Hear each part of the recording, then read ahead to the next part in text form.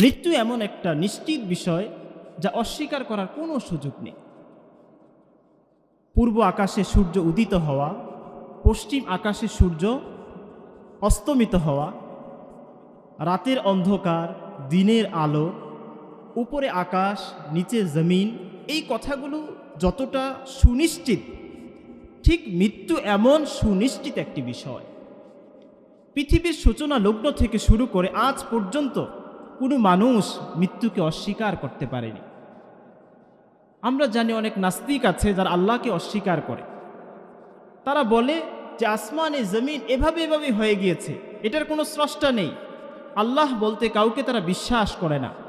সেই নাস্তিকরা পর্যন্ত মৃত্যুকে বিশ্বাস করে। আমাদের মাঝে অনেকে আছে দিন শরীয়তের অনেক বিষয়কে অস্বীকার করে, বিভিন্ন বিষয়কে অস্বীকার করে, কিন্তু মৃত্যুকে কখনো অস্বীকার করে না। কিভাবে আমরা মৃত্যুকে অস্বীকার করব?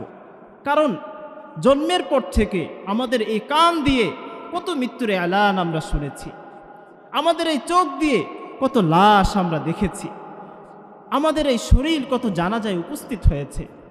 আরে এখানে তো এমন অনেক মানুষ পাওয়া যাবে যারা নিজ হাতে নিজের বাবাকে দাফন করেছে, যারা নিজ হাতে নিজের মাকে দাফন করেছে, যারা নিজ হাতে নিজের দাদাকে দাফন করেছে, যারা নিজ হাতে নিজের দাদিকে দাফন করেছে। এতটুক শেষ নয়, এমনও তো অনেক মানুষ পাওয়া যাবে যারা নিজের কুলের ছোট বাচ্চাটাকে নিয়ে কবরের মধ্যে দাফন করে রেখে চলে এসেছে। তাহলে মৃত্যুকে কিভাবে অস্বীকার করব বলেন? মৃত্যুকে অস্বীকার করার কোনো সুযোগ নেই ভাইয়া, কোনো সুযোগ নেই। এই মৃত্যুর সাথে আমাকে মুলাকাত করতেই হবে।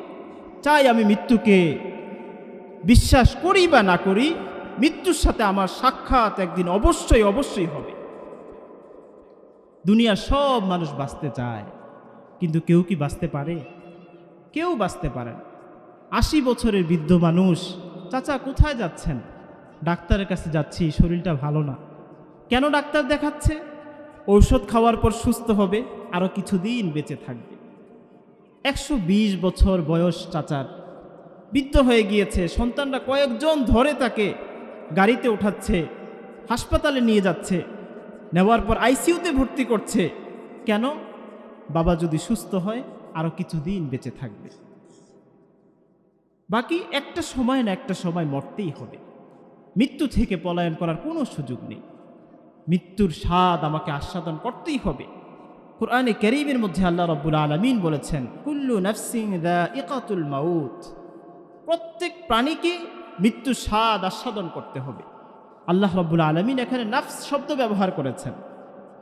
নফস মানে হলো যেই জিনিসের মাঝে প্রাণ আছে, চাই এটা পশু হোক, চাই এটা পাখি হোক, চাই এটা কোনো জীব হোক, চাই এটা কোনো জন্তু হোক, চাই মানুষ হোক, যার ভিতরে প্রাণ আছে তাকেই মৃত্যুর স্বাদ আস্বাদন করতে হবে, তাকেই মরতে হবে। এই দুনিয়া ছেড়ে একদিন না একদিন তাকে যেতেই হবে।